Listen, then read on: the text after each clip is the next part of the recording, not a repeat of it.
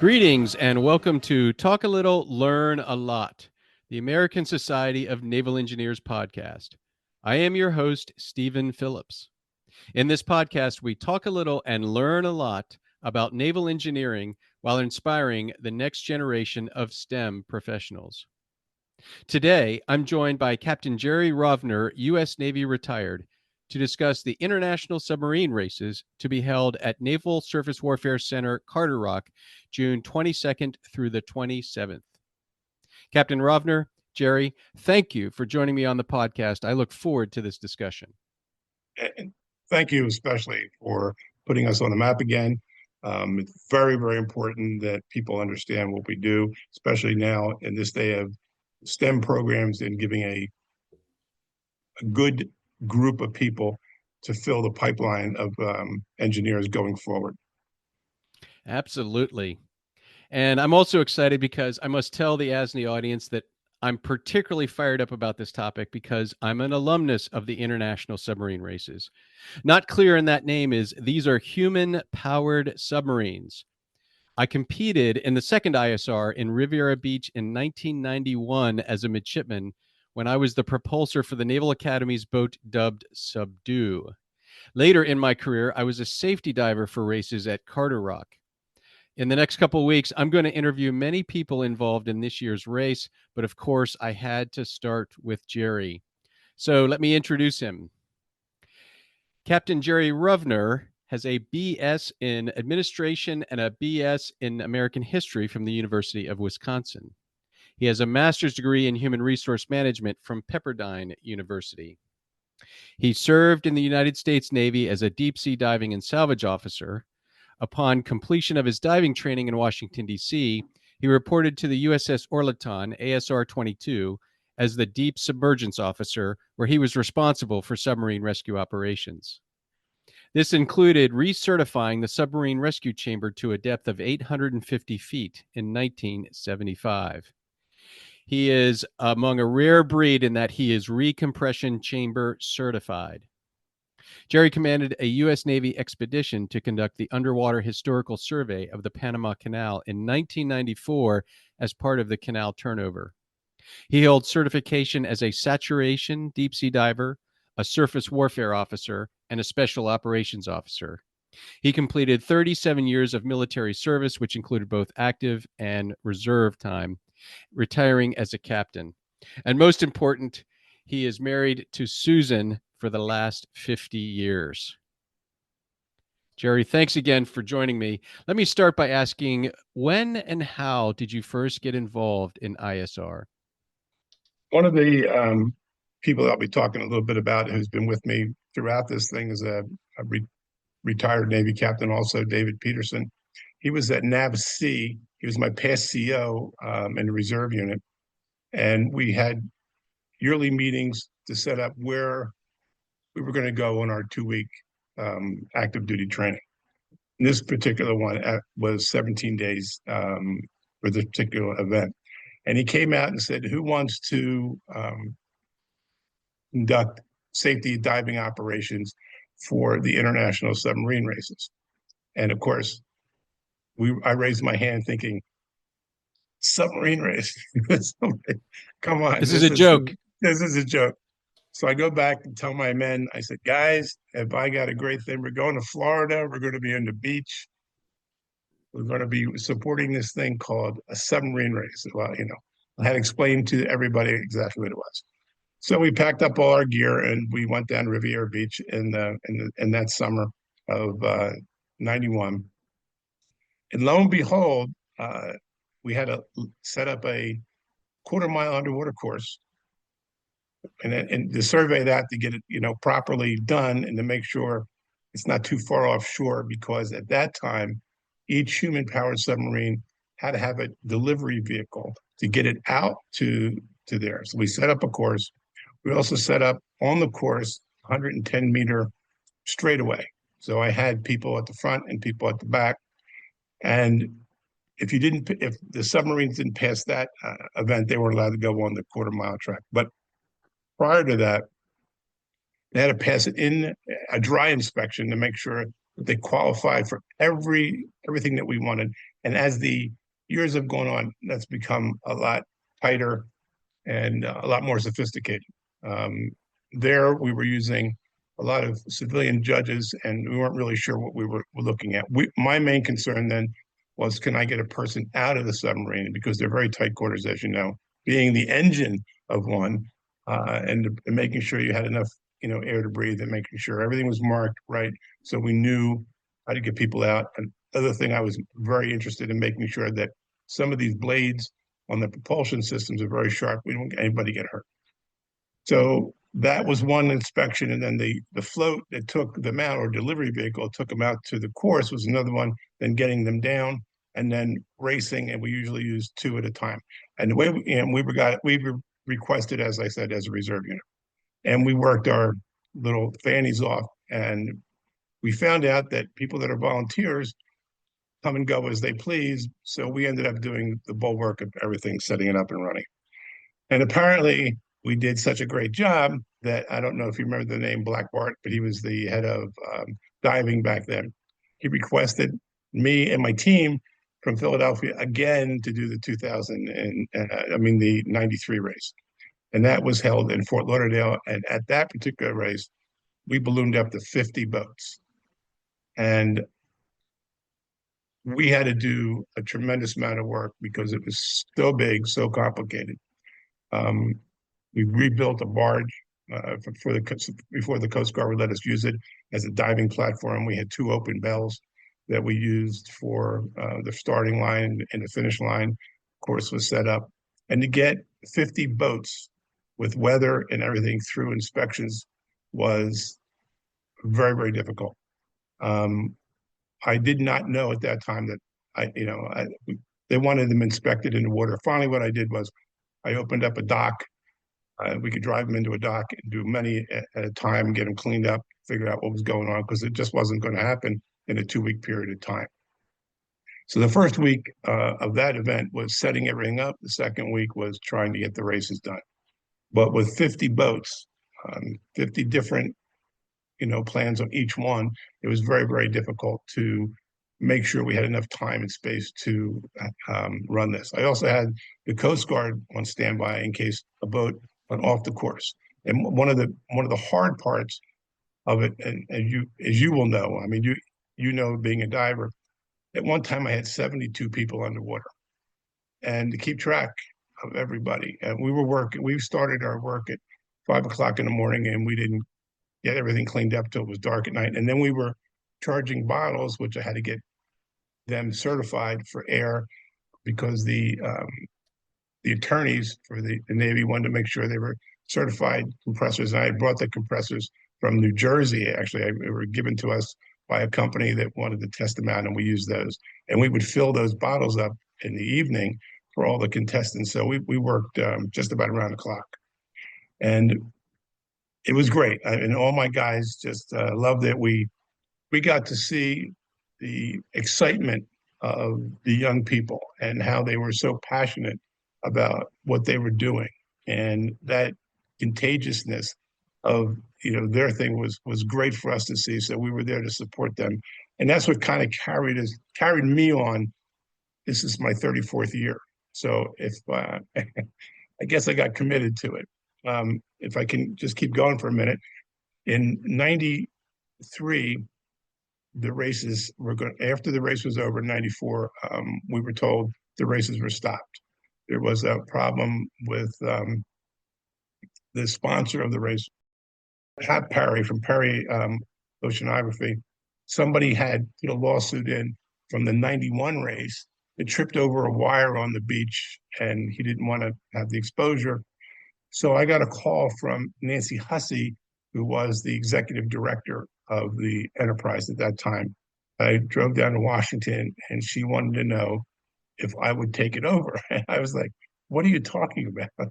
Take what over? I mean, run these sub races. I said, well, first off, it can't be done in the open ocean. I think my Optar, we spent over $500,000. We're putting up the second race, because I asked for another reserve unit. So we had two reserve units there. I had not quite 100 Navy divers, or I should say 100 Navy personnel, probably about 60, 70 divers for the second race. And, 17 days at the Bahia Hotel and is expensive. Food is expensive. Travel is expensive. So, and the weather is something that you couldn't predict. So, I mean, there were some times we had to close the station down because of thunder and lightning. So it was a problem for that. And then having that many contestants along the beach was was amazing, but it was a lot to keep track of. And like I said, we were the only ones that had the air to supply for the tanks and whatnot, and it was very, very difficult. So when I sat down and talked to Nancy, I said, I can't support an operation out in the open ocean anymore.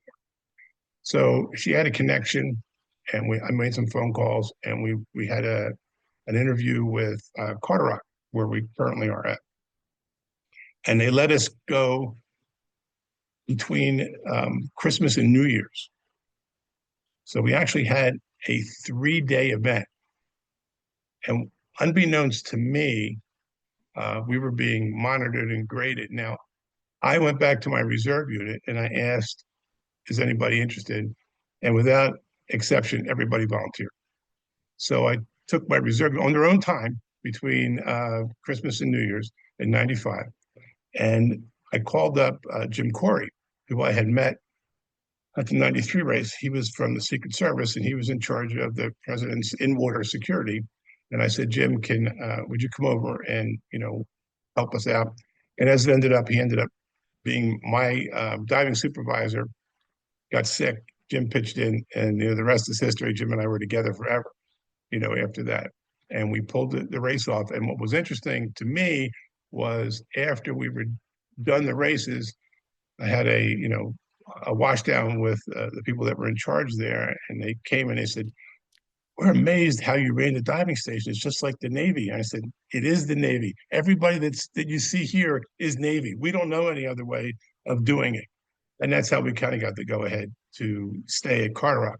Although we did have a problem in '97, and Jim and I ended up going to Crystal City to make our case why they should keep the races open, and how we made our case to a few captains, and they were sitting there and giving us, they didn't really understand what this was all about. And we explained it to them about how many young people were going to be getting jobs in the military, how much we needed to instill in them the importance of what they're doing and the importance of a career in design engineering. And what they found out was they can do things in the classroom, but when they get into the actual participation of taking their ideas and putting them practical, they found they had problems and different things that would go wrong, and they had to correct them on the fly and learn how to do that, which is really instilling, because we could watch their little brains thinking and thinking and thinking, of what we needed to do. So we were trying to make our case, and I wish I could remember his name. A 3-star admiral came in, and he must have been listening, and he says, "Okay, so tell me why I should trust you two guys to do this." And I gave him my background, which you just read. And I said, and I finished up with saying, and, the Panama Canal and all this and everything. And I was one of 6 saturation deep sea diving officers in the Navy, et cetera, et cetera. And then Jim gets up and goes, "Well, I'm Secret Service, and I'm in charge of the president's in-water safety." And the 3-star looks at the other guys and goes, "What is wrong with you people? Make this happen." And it's been that way ever since. Contestants are typically college students studying naval architecture or marine engineering, maybe another engineering field, but it's open to everyone. Can you describe 3 or 4 examples of various contestants? Yeah. We have great universities that have always come, such as Virginia Tech. We have a great university up in Canada, Montreal. École de Superior, we call them OMIR, that's the name of their boat. We've got Michigan's always been there. Washington's been there every time, UCLA. So you get some big names. We get a lot from Florida. So it's been a really good group. We get now. We when I first started in this, as you remember, we had some companies that would sponsor boats, but that really has tapered off over the last few years. We've been getting a lot more high schools, and one of the reasons we've gotten high schools in, a couple of Navy guys like us have been teachers at the high schools, submariners, and they got their people going, and it's been really great. And we've also had a couple independents. We have one from CART kids. They're actually from Washington D.C. area. It's a private group of homeschool, and they do a great job.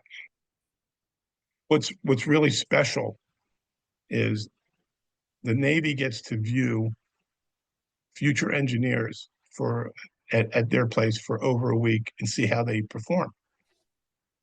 The high school kids get to see the college kids and determine what school they might want to go to. And we've had a number of high school kids go to these colleges that they've met there just because they have a submarine competition. So from that standpoint, it's really nice, and we really encourage that. And one of the things that we encourage, I know we'll get to this later about awards, but we have a Steve Barton Award, and I think he'll be talking to their parents before him. He came in '93, and he was too young to race his boat. There was you had to be scuba qualified. He was too young. I've now changed that since I took it over. That was one of the changes that I made. So younger people, as long as they were qualified, could be a part of this. Um, they they get an award for the spirit of the races. So we encourage everybody there to view and go and help other people. Let's say we know we have a great boat from this university, and we know we have somebody that's not as strong. We'll tell them maybe you want to piggyback on them. Maybe you want to be a big brother to them. So we get a lot. We get a lot of that, and that's something that you can't buy. I mean, it's great, and they really learn these young adults really learn the spirit of cooperation.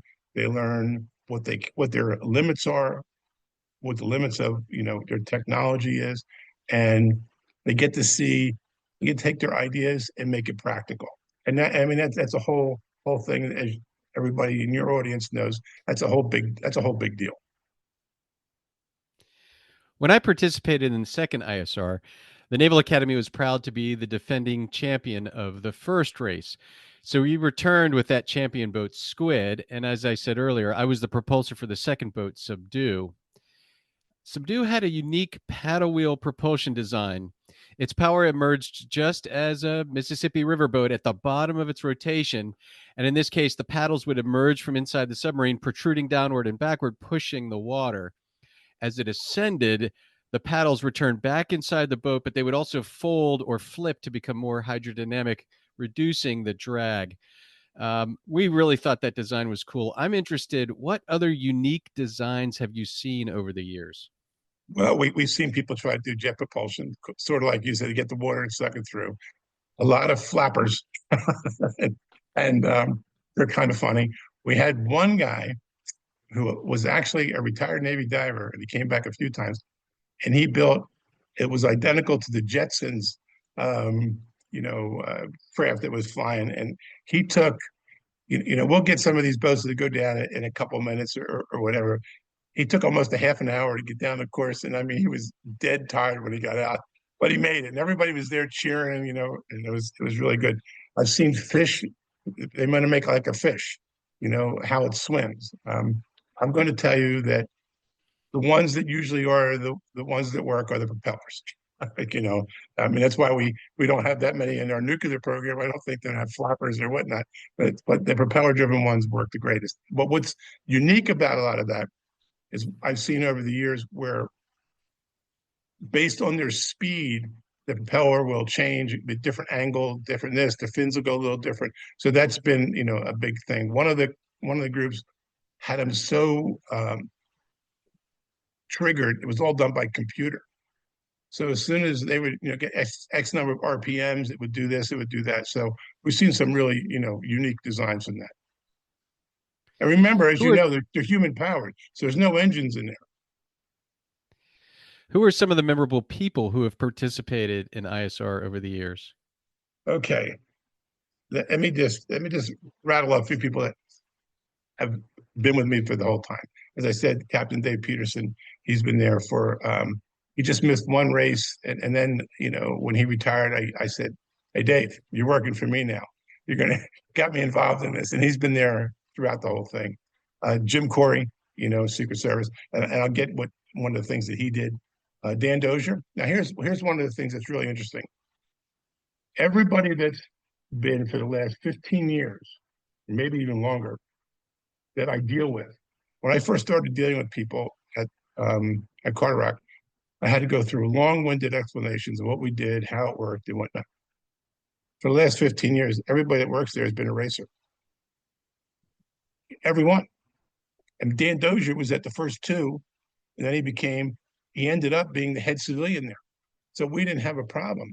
Plus the fact, when I got a captain, like Charles Burrow, and he was the CO when he first came there, and then he was the CO the second time. He had a gap. We were very lucky to have him twice. Well, he ended up being the chairman of our board. So, I sucked him in to to do this. We had Heidi Stephanus Piper. I don't know if you know who she is, but she was a diver. She was an astronaut. She was part of this. It's Pam Corey, Jim's wife. She's the treasurer now. She's been that way. My wife has been the contestant liaison, Susan, since I don't even know how many races. So they call her Mama Bear because she gets them from all over the world, and we get a good rapport with everybody, and she knows all the people. And actually, she starts the conversation back in August of the previous year to say who's doing it, what's going on, etc. So that is good. The best event, I think, the most interesting people. We had a 91, 91, 93, 93. We had Kathleen Sullivan, who just came back from space, and she was on this shuttle, and she was the guest speaker. I took her out and she dove to see how the subs were and everything like that, and she was the guest speaker. Well, this girl came up, Megan McArthur, and she wanted to meet her, and I had 100 people, 100 guys, so I said to Jim, can you take care of this? And they've become lifelong friends. And Jim introduced her to Kathleen Sullivan. Now they had a 20-minute conversation. Well, Megan then dedicated her life to aerospace. When she became an astronaut, and in 2011, she and Kathleen both came back to the races. It's the first time they'd seen each other since the 93 race. We ended up, one spoke, then the other one spoke. I think we had 400 kids there, and you could have heard a pin drop. And we awarded them with bookends. And it was an amazing moment for, that happened. And during COVID, we did a virtual race, and Megan did a whole briefing for us, a whole introduction from outer space, which was pretty cool. So, you just don't get that. And that's one of the things. I know this is a small event, and I'm hoping that we'll get people to come out and see us this summer. It's our third weekend in June.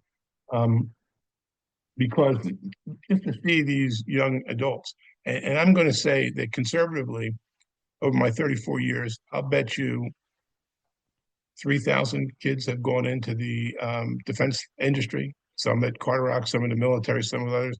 It's a great thing for people to take a look at, and you get, at least I do, I get caught up with the energy and I try to make it as comfortable for them as possible. And we put down very strict rules. There's no fooling around. Everything is business, and they understand that.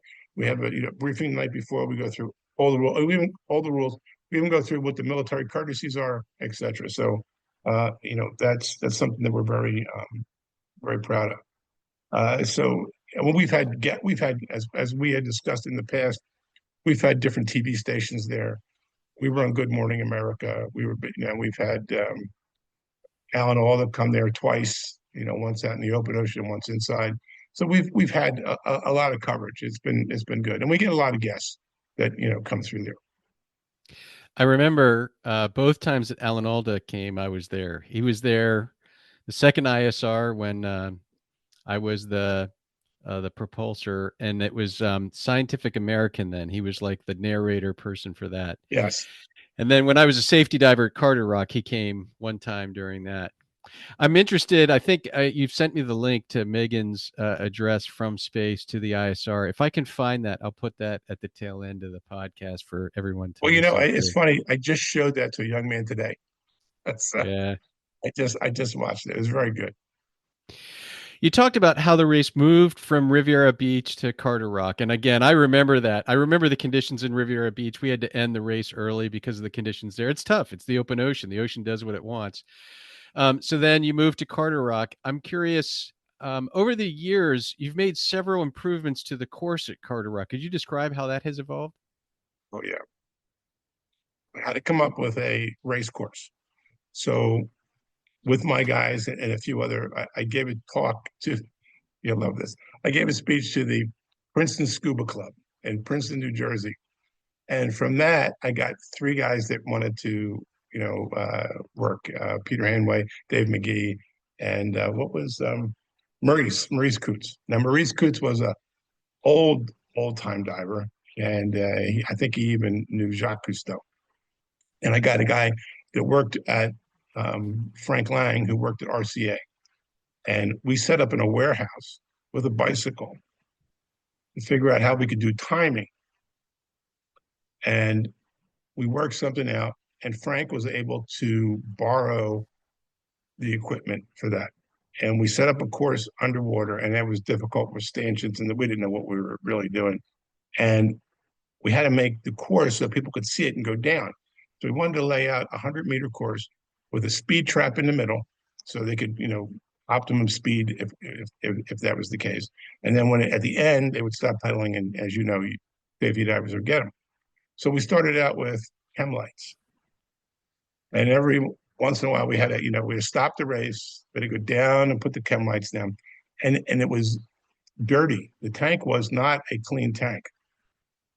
And as we moved forward, and our relationship got better with Carderock, and the people from the races started working there, we got volunteers to help clean the tank. And then they thought that was a good idea that they do that because they were doing some other tests that they hadn't been able to do before with the tank. So in fact, we're going to start cleaning it now in the next couple of weeks. And, to get that. So now we went from chem lights to, I met this company in Trenton, New Jersey that did strobe lights. And we got them, but the problem with the strobe lights were every few hours we had to do a battery change. So I had to keep doing that, and that went for a couple of times. And then it was just hard to get the course laid out. So I met a company in Philadelphia who wanted to do some work for the Navy, and I introduced them. And as for getting permission from Carderock, and as an introduction from them, I was able to get them to shoot my course, the 110-meter course, and put little and epoxy little stubs like this on either side. So now I have a perfect course every time, and it would qualify for Guinness Book of World Records. So they're still there. It's amazing. I mean, they've been there since the 90s. I mean, it's just perfect. So we, the course now. Then we started. I got some underwater guys that were underwater riggers. They've taken that to set up the course in no time, and we've gone to rope lights. And the rope lights are great because we have a lead up line going to the first gate where I have cameras that are at each gate. Now we switched to one from analog to digital. I don't know exactly how the digital timing works. It's been put in, and we're going to even do it better this time, just a little bit more classy. But we have fixed cameras, and those cameras, when the submarine would pass, and we make sure that the submarine has a color scheme, so it's very bright, so we can, know exactly when it goes through. If the water gets, cloudy, it's a reflective tape. We have lights there, and we time it there at the very beginning. And there's white lights on the bottom, and there's lights to go up the poles on either side. The course is set off a little bit to the right, so that we can retrieve the submarines going back.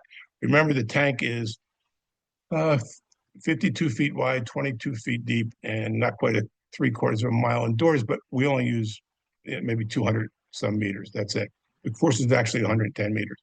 And then we have two two green things in the middle that will tell where the speed trap is, so people can see that. And at the end, it's red, so they know when they see the red, they cross the finish line, they stop, pedaling, so that the Navy guys can get them out of the water.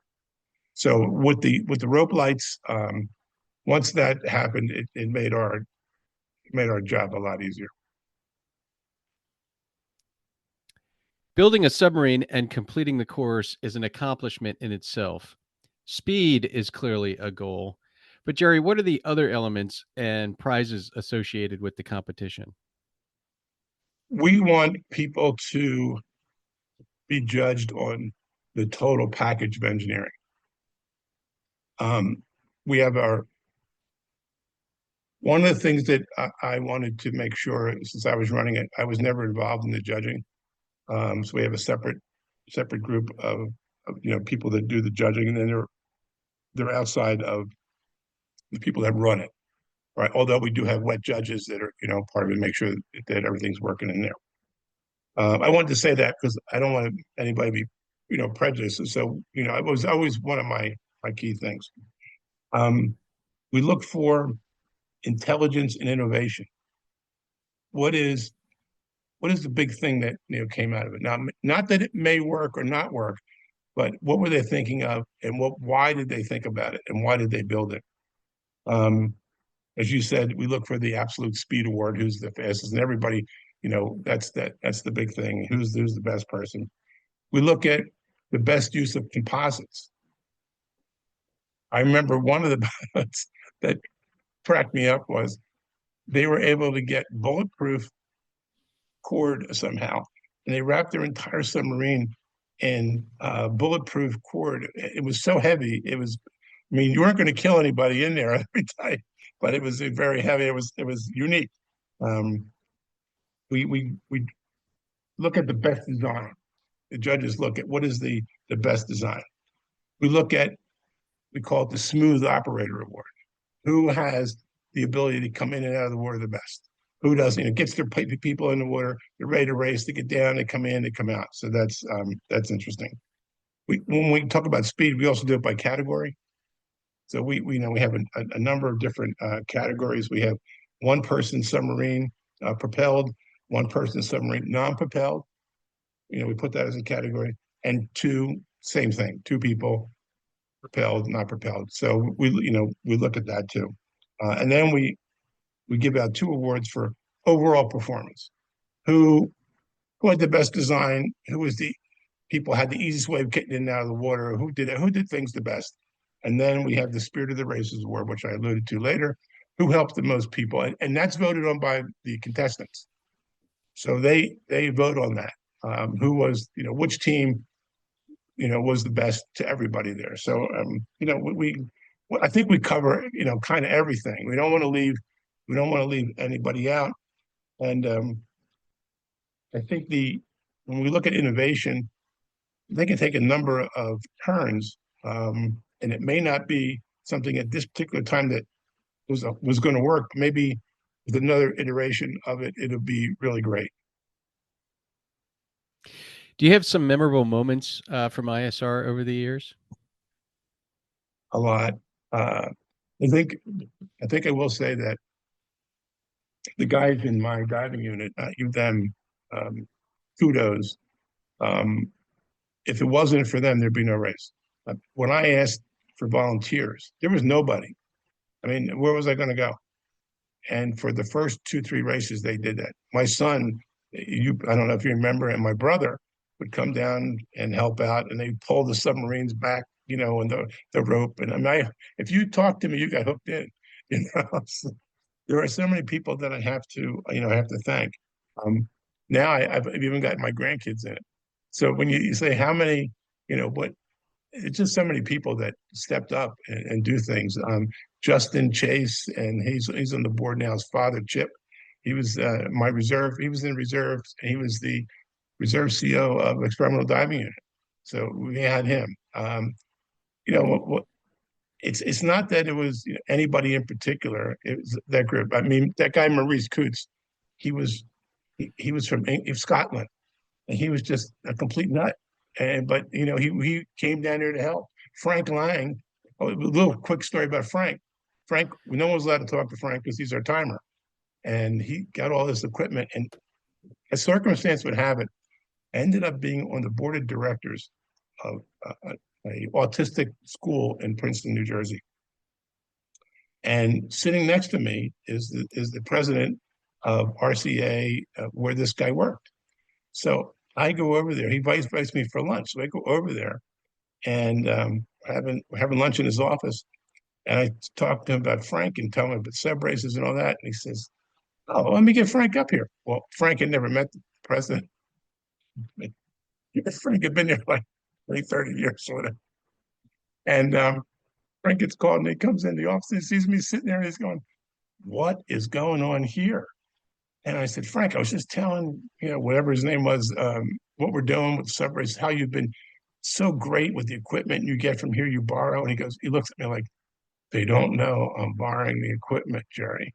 And I said, "Frank's, we use it a lot." And the guy goes, "Frank, what kind of equipment is it?" And Frank starts telling him, and he looks at me and goes, "Do you really need it?" I said, "Yeah, we need it." He says, "Frank, take it all, it's for you, bring it down to the races." So he gave us everything. So, you meet a lot of different people, the CEOs at the base, a lot of times you have to get them. You guys that come now, we get the Experimental Diving Unit. They come up because one of our board members works down there, Bill Moore. So it's really, it's impressive. There's so many people, and a lot of people, I mean, we've been doing it for 34 years. So I'm the guy that knows everything. I've got two huge boxes here. I was supposed to write up a history, and I haven't touched it in 2 years yet, So I'll Well, probably get to it soon. I will now add my own story then, Go ahead. because I do know Chip Chase, and Chip and I were both safety divers one year, and he somehow talked to the Michigan team and convinced them to let us run their boat. And so the last race of it, I think Yes, it I was remember. 2001. So he said to me, "Steve, you've done the propulsion thing. I'm going to get up front and steer. So you be the propulsor." And I said, "Okay." Well, the challenge was when we got in the boat, they had long hookahs to the scuba, and the Michigan students did not clamp down the hookah to the side of the boat. It had a thing to fasten it so that it was like a strain relief. So they forgot to do it. I don't know this. We're partway down the course, and all of a sudden, my regulator pops out of my mouth. And it was because it was not secured, the regulator got wrapped up in the bike motion. And so as I'm pedaling, I hooked it, and I ended up wrapping it around, pulled the regulator right out of my mouth. So of course we had the seed bottles. So I stopped pedaling, so we stopped moving, and we were coasting. And I reached forward, and I grabbed Chip like on the leg, or grabbed him or something, and he kind of looked back, and so I went to my seed bottle, and we both got out of the boat and ascended, and that was that. And I'll tell you what, I think the gearbox was ruined on that Michigan boat after that because of everything that happened. So, but I remember that. I remember that now. haven't been through pool week a couple times. It was an easy day, right? These things happen. So It was an easy day. yeah. I remember Chip tried to catch one, and he nearly broke a rib. Well, Jerry, let's talk about the current race and the future. For prospective contestants, can you describe the process from showing up and then checking in and doing the whole race?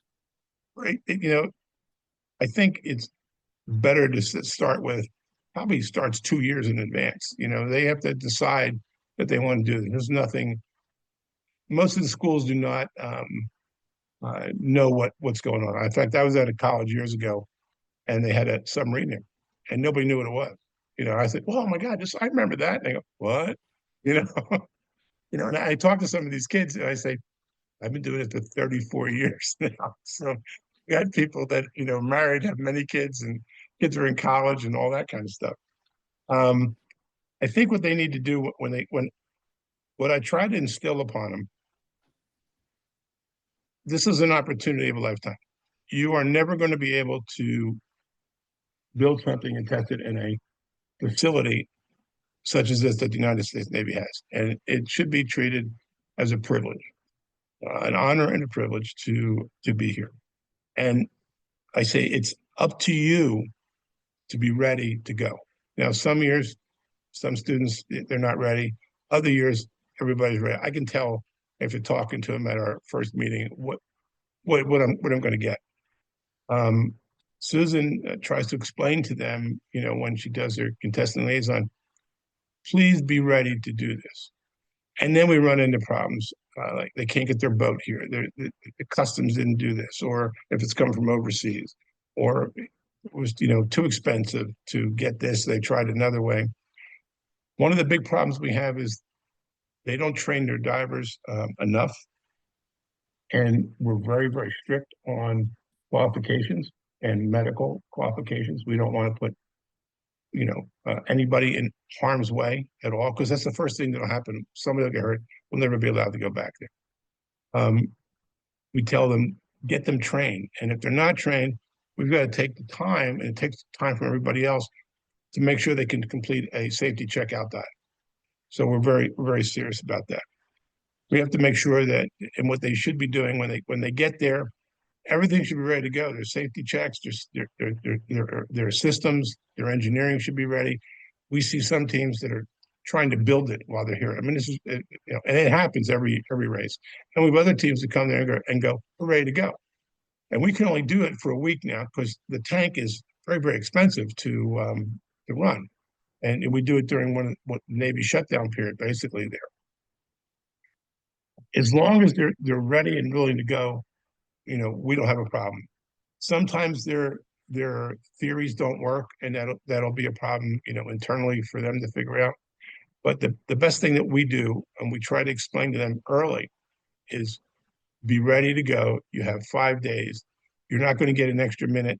When this thing says shut down, this is the military, it shuts down, we're done. So instilling in them the urgency and the opportunity that they have that they'll never ever have again to use a facility like this to test out their theories. So be ready to go. I think that's the biggest thing. What can we expect to see this year in ISR 2025? We're looking at 20 boats, which is good. We've got some entries from countries we haven't had in the past. I think it's the second time Poland's been there. Taiwan, Singapore. We haven't heard from Taiwan, so I'm not 100% sure. We've got Manchester coming again. We've got Omer coming. We've got Washington State. We've got a good group of people. A lot of them have pedigrees. We don't have any big surprises right now. Some countries have stopped the program over the years because it takes somebody to be the person that pushes. It's not something that it's not like a football team that they're going to be here. So we're expecting a good international field this year. It'll be interesting to see how that plays out.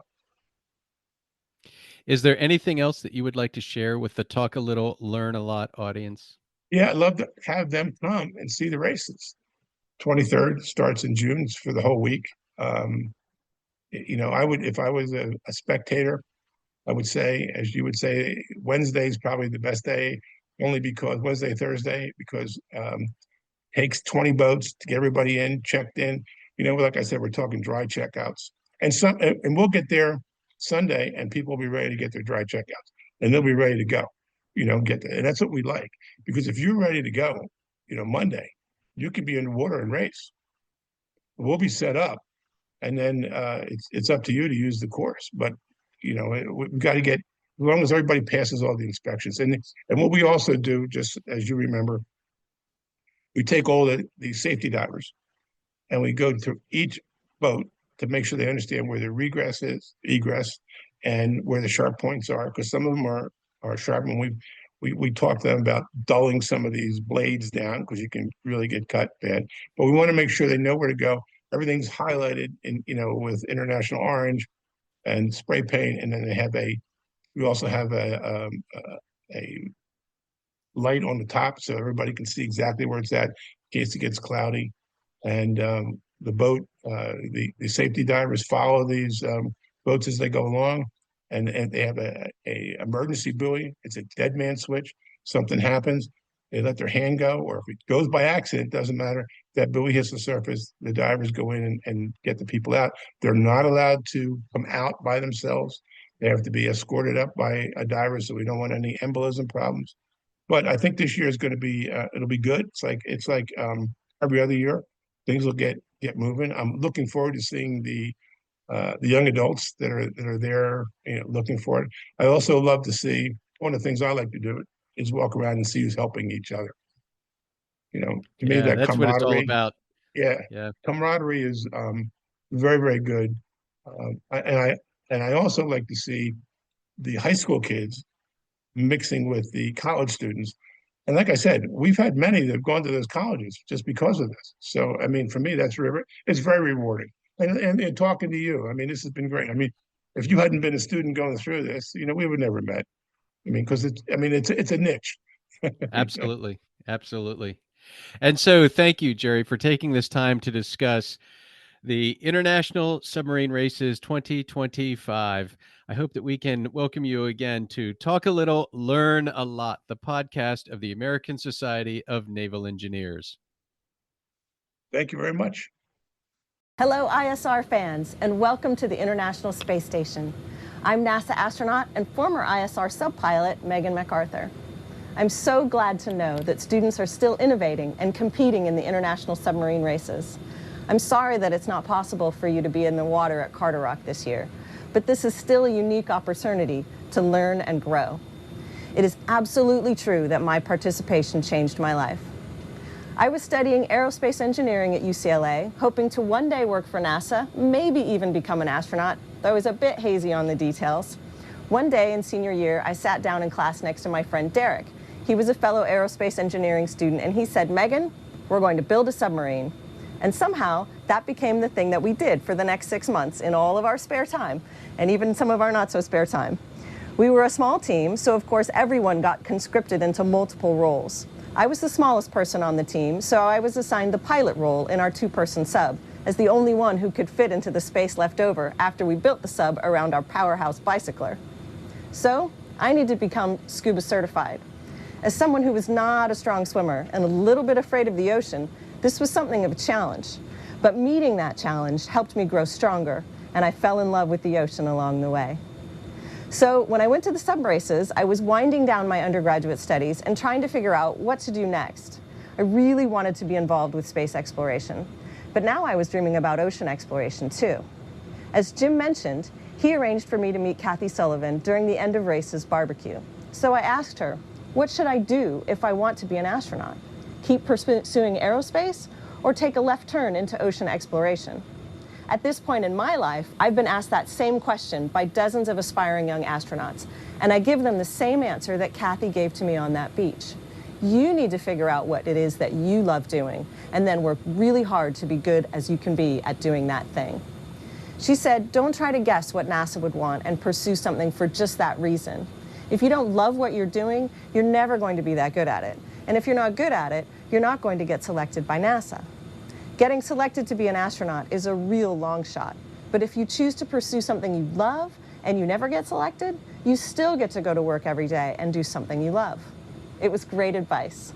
Thank you, Kathy, and thank you, Jim, and all the people who encouraged me along the way. It turns out that when you get right down to it, what I love is working with a team that is tackling interesting, challenging problems. That's essentially what engineering is, no matter what type you choose. Through this project, you're getting a strong foundation in teamwork and finding innovative solutions to challenges. This will serve you well no matter which realm you choose to explore. So find that passion. It might take a while, or you might change your mind at some point, and that's okay. As long as you keep learning, keep challenging yourself, keep trying new things, you're on a good path. And don't forget to share your dreams with the people around you. You'll meet people like Jim and Kathy who want to help you and encourage you on your journey. Best of luck to you, and maybe I'll see you at the races one of these years.